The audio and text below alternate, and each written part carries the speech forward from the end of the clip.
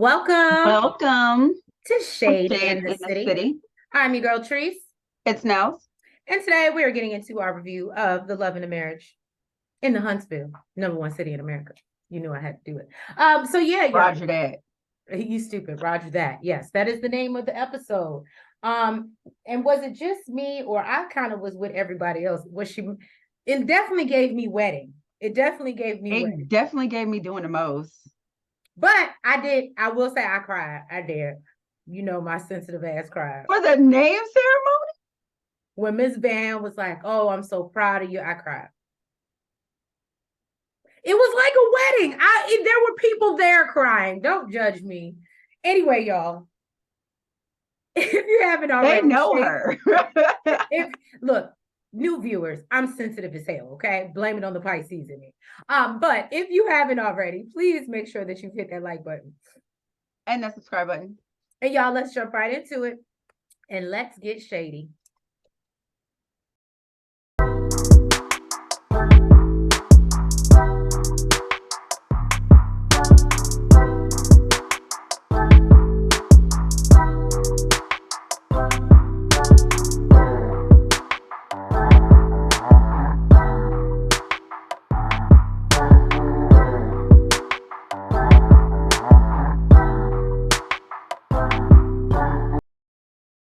Nell and Chris popping out for a date night and some, a night of dancing. Nell like to do her little two-step.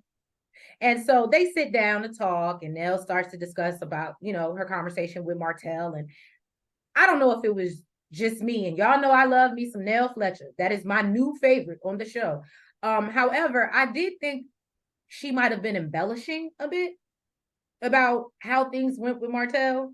I definitely I don't know. I felt like the way she presented it to Chris, it was like she was putting 20 on 10 so that Chris would have a reaction. To me, the only thing I felt like she embellished was the way the conversation got started. Right. But I think she did that also with Mel. Because she's like, he brought it up. And then I was like, no, that's not what happened. But did he get passionate? Yes, he did. Did he, catch a little attitude? Yes, he did. And I think that's really what she was trying to convey. But Martell catching it, we've seen Martell be totally unhinged, right? So we've seen Martell really catch an attitude. And I think that was just like, you going to do what you want to do? I don't know. Well, yeah, that's to his ex-wife, not to his home. No, but what I'm saying, I don't even think it was that angry. Keeping it 100 with you. That's why I feel like she was putting a 20 on 10 a little bit. I think where Nell was coming from was, I'm not gauging your anger from how angry I've ever seen you get. Okay. I'm gauging your anger from the way you were speaking to me and what I'll allow. And what I'm not going to allow is, if my husband don't do it, the men in my life don't do it, you're not going to speak that way to me. So I think for her, it was disrespectful. The way, like, she felt like it was disrespectful to her. And I think he did as well. I don't think he was gauging his anger from how angry she's ever seen him get. It was like, I'm not going to allow this level of disrespect, regardless of what level I think you can get on. That's valid. So then, Chris is like, well, do I need to go talk to Martell? Mr. Calm Chris. So, she's like, she's tired of him telling her to hold Mel accountable, but, not taking accountability for what he's done. And I was like, well, that is a very valid point. Nell then tells Chris that if, they divorced after 30 years, she's keeping her name. She's not giving that back. And then they talk about the invitation in cursive, because, when it's in cursive, that's real formal. And you know what? Listen, I don't know I think I just always thought that it was just pretty. I don't know if I ever felt that way. But you know what? They're older than me, and I'm gonna respect what they said. But you know what? I feel like if it's not a kid's party, maybe it should be in cursive. You're funny. I'm serious. Well, they said it looked quite like a wedding invitation. And Chris questions if Mel is going to marry herself or marry the name again, which is kind of what happened. And Nell says, Roger that. Then Stormy, she met up with Tiffany. She said that she plans to come from a neutral place. That was the plan. That was the plan. That was the plan. Yeah, that was the plan. Stormy went into everything that happened at the cookout, and she feels that Kiki was triggered. Tiffany says she didn't know that she could be relevant and irrelevant at the same damn time. I What? said, shots fired, per usual, by Tiffany. Okay. Stormy told her that she really needs to stop because she feels like they can be cool, but it's Tiffany that's always throwing this damn shade. And then brings up the interview with Carlos.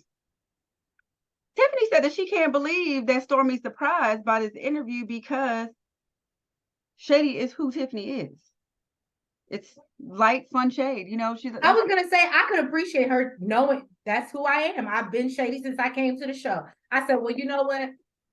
As long as you know, and ain't nobody got to call you out for it. And you know what? You know what? I can appreciate that too, but I can also appreciate Stormy letting her know you about to walk yourself into not everybody right appreciates your light, fun shade, okay? And you poking the bear, boo. So I will say though, I don't think I will say in Kiki's defense on that one and Stormy's, I don't think the shade that she throws, especially at Kiki, is anything light. Like she be saying some really crazy shit, or you over here asking me, am I doing something illegitimate with my kids moving around? Like, I don't think that's light shade. You're basically insinuating I relapse, that I'm a thief, that nothing about that is light to me. Let me ask you this. When does Tiffany throw light, fun shade? Who finds it fun? Who thinks it's light? You talked about Monster. That's true. You've talked about what was the last? You talked to Sheree, thinking you were that was light, fun. I was just asking questions. Who thinks it's funny? Who thinks it's fun? Maybe you need to lighten up then, because it's not light and it's not fun. Look, let somebody throw some light shade about your husband not ever being home, and then call it light, fun shade, right? Because they think it's funny, right? She says that Kiki's always in some mess, minus the one time she sat down with her at Mel's house. Mm-hmm. And that she's constantly showing her character in a way that she doesn't associate herself with. Girl, don't nobody want to associate themselves with you, but they have no choice when you throw your light, fun shade. Well, and I love when Stormy was like, but you're taking it too far now. Like you're doing the most. Stormy let her know that she's constantly, making it seem like she feels like she's better than her. And she's like, listen, girl, I'm not about to go back and forth with you. Okay. Looking at that interview, that's what you implied. And really, it was hard to watch. Tiffany is basically she's saying, bitch, I can't even with you based off that interview. You look. I think what she was saying was, had you been talking about me, we wouldn't be sitting down having this light, fun conversation. Well, you see how Tiffany got real defensive, and I was like, oh shit, what is this gonna turn into? Because Tiffany clearly is not going back down, even if it's Stormy. I think she backed down a little bit. When she said, don't do that, Tiffany said, okay. She said, don't do that, but. And she said, okay. And she stopped. Her words, she actually said, okay. And she stopped. She backed the hell down. Because your mouth will only get you so far. Okay. And it was about to get her ass whooping. So yeah, Tiffany, she was in complete shock, because, she's like Shady is not that's who she is. Like she just can't believe that Stormy is shocked by this. Tiffany asked her if, she asked Kiki if she was receptive to talking to her, or is Stormy just stirring the pot?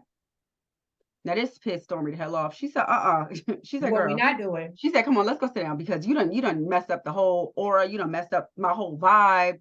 Okay. She said, yeah, well, that's what we're not doing. Okay. She sat her down. She said, girl, why would you say that?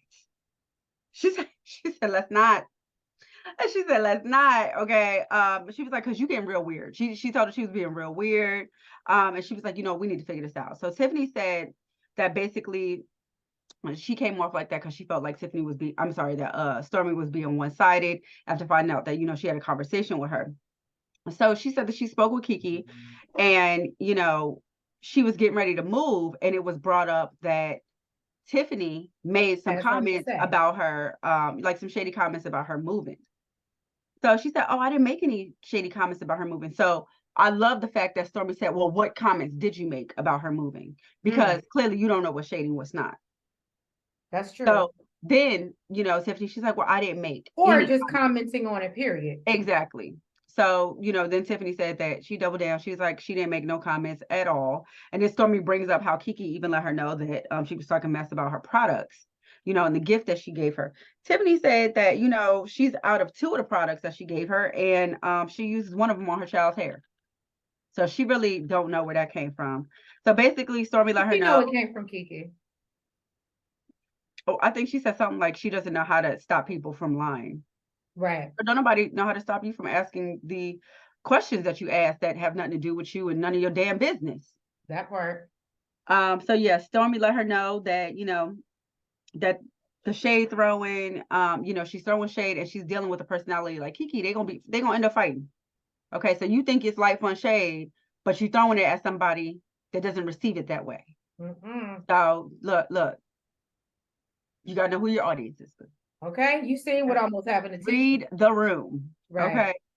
Okay. So you know, she said, let's stop the shade, unless that's how you want it to be, unless you know, that you want your ass whooped. Okay. And Tiffany said, you know, to her, it was just innocent jabs, but you know, she basically gets it. She's jabbing the bear.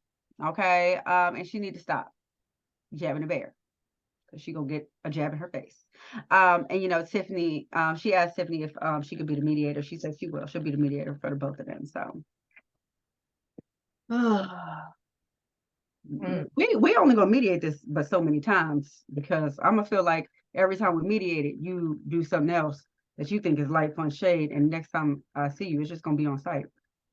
Well, I love how she brought the baby. I thought that was very smart. You know, it's not a good look if you know, try to attack me while I have a whole baby in my arms. So at least she thought that out. Now, but that's not meaning that Kiki won't do it. So we see that Mel's ceremony is kicking off, and you know, she's dressed to impress as always. I said, okay, Mel. Yeah, the dress was beautiful. It was. And I love that she came down the aisle to her own music. I said, you better. Self-promotion. And then everybody in the audience is in tears, including myself. That's what the notes say. And she recites vows to her family. Miss Van gives a beautiful speech and speaks on how proud she is of her and how she, you know, lifts up the Rodgers family name. And, you know, that's just wonderful what she brings to it and how she's continuing to uplift it. And I said, it's just so sweet. I was like, oh, I love it. And then, you know, we see Mel being embraced by her family and friends. Nell, I don't know what this was about, decides to pull Mel to the side at her event, which, as Mel noted, was Martell free. So why she felt the need to bring up Martell at the event was beyond me. Now she's like, you know, she's checking the temperature to see how she's feeling, but you know, then goes into the conversation that she had with Martell. It explains how he was so upset about the name change and Nell attending the ceremony. And then she tells her Martell he said that he gave her the name Holt. And you know, I love when Mel was like, he didn't make me and neither did his name. I said, that's her, okay? And so, look, he had the name his whole life. Without Mel, what the hell he would have did with the name? Because he got it back. He got it back now. What, sir? You can't even pass your damn. Maybe Coleslaw would do it for him. You know, maybe Coleslaw don't even know how to keep her own damn name.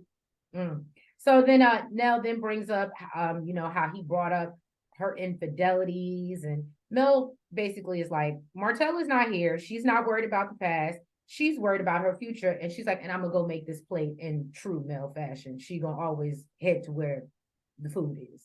But I love that.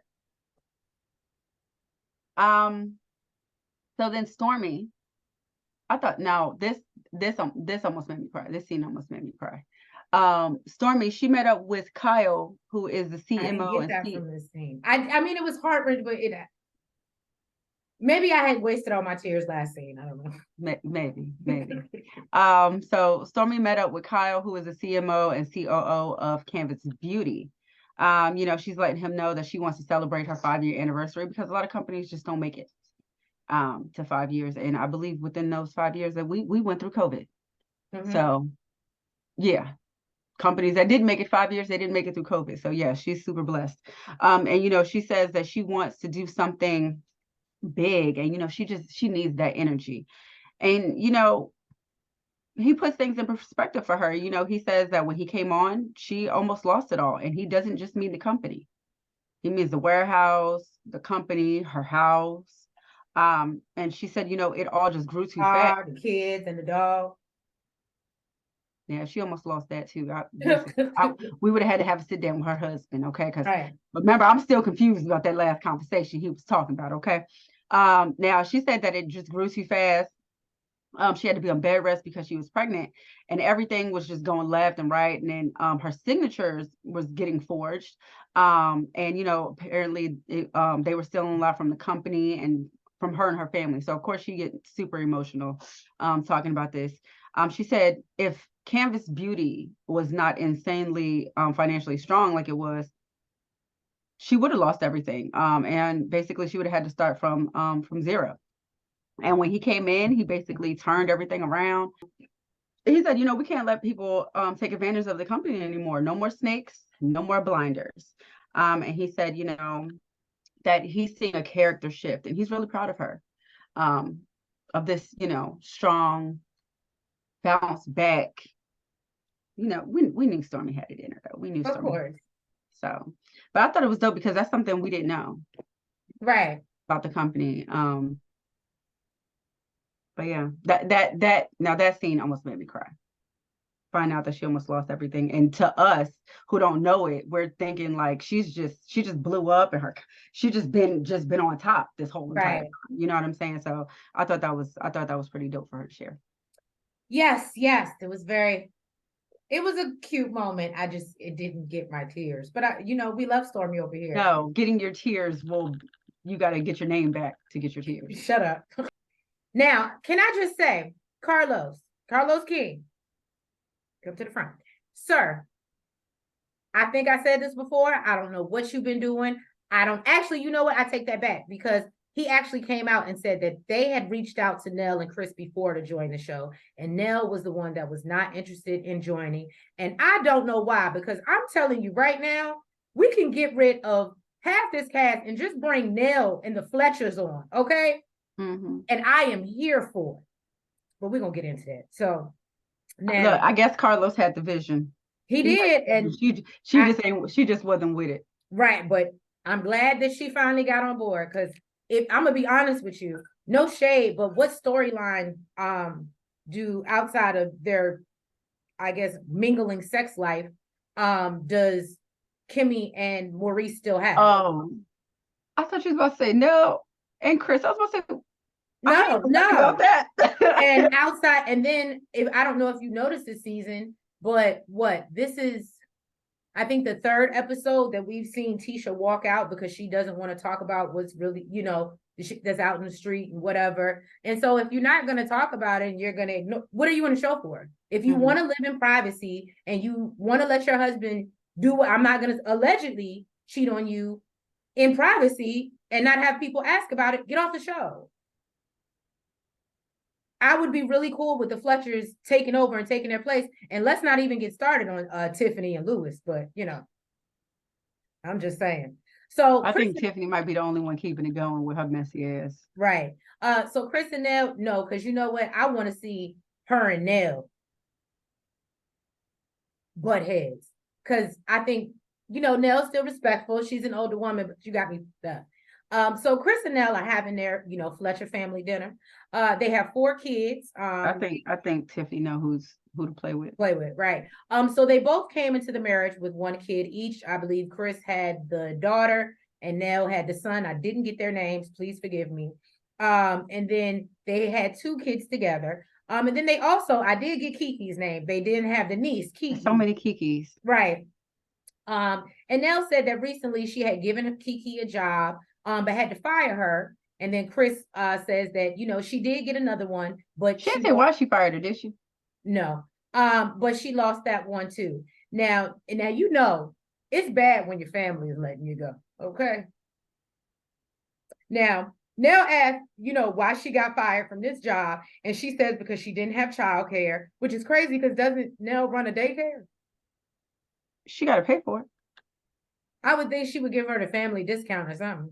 Maybe she couldn't even afford it with the family discount. I don't know. So Nell wants to know, why she decided to tell Chris this information and kept it from her. And she's like, because he's cool. And, she wanted to fix the problem. And I'm not going to lie. I'm one of those people too. If I know something and I know you're going to find out, I'd rather try to fix it before I tell you about it so that it's already fixed. Mm-hmm. And then once you know about it, it's not as bad. So I completely understood what Kiki was saying. And so, and she was like, and plus, I didn't want to hear your mouth. So Nell says that she was going to hear it anyway. So here we go.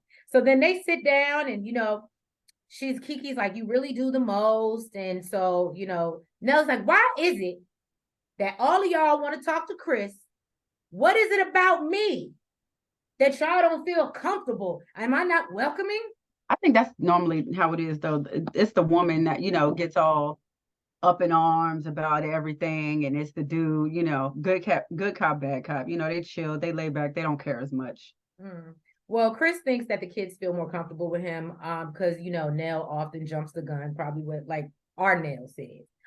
So she asked Kiki. Oh, I thought you said like our Nell does. Oh, no. So she asked Kiki if she can keep her job this time, which makes, Kiki kind of feel away. And, don't be acting like I can't keep a job. And like, then let's not do that. And then, okay, I'm not going to lie. This all started to run together because it turned into, it reminded me of the Clumps. Or, just when they sit down and have the dinner and then I'm not saying like they big. I'm saying like. That's definitely what it was given because. No, I mean, just like the banter. That's what I mean. Okay. Not like the size of the family. So then apparently their son, Chris Jr., had gotten locked up. And apparently they spent, I think, $6,000 to bail him out, and then they had to take him to. I think it was $3,000 for the dog, and then and $6,000 to bail him out. Yeah, I think so. They bailed him out for $6,000. He apparently had this dog. The dog was sick. They need to take the dog to the vet, so they paid $3,000 for that. She said for the medicine, right?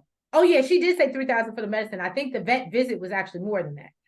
So basically they're holding the dog hostage and for ransom until he can pay the money. And let me say something. I would have knocked it out of Chris Jr. because how he gonna say his response was, well, why am I gonna pay you if you holding the dog, if you're gonna keep the dog? I'm keeping the dog because you want to pay me.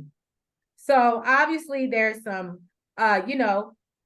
real stuff going on, real life, but I could really appreciate seeing their family, seeing their dynamic, and them having real life discussions. And I'm here for it. I was all here for it. But apparently, as they continue this discussion next week, things are going to go left. Mm-hmm.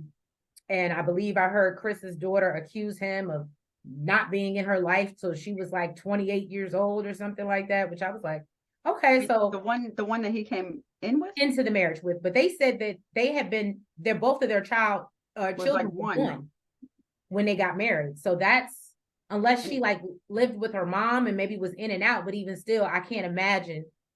And I mean, granted, let me not sit here and act like I know Nell, but I don't even see Nell being comfortable allowing that, right? With you having a whole daughter that you don't, especially having a child of your own. I'm right. Like, where your baby at? Where your child at? When coming over? What? Where they at? I'm asking. Where they at? So I will be really interested next week, or I should say, tonight, to see the new episode and see what she's actually talking about, because it looks like Chris just brushed her off like, oh, you're tripping. So yeah, thank you guys for tuning in to this review of the thank you, and the marriage that is in the Huntsville. If you have not already, please make sure that you hit that like button. You comment, you subscribe, and you hit the notification bell. And make sure you're following us on all the platforms, the TikTok, the Twitter, the Facebook, and the IG. And yeah, we will catch you next week for another review of The Love and the Marriage that's in the #1 city of America. Huntsville. Have a good night. Good Bye-bye. night.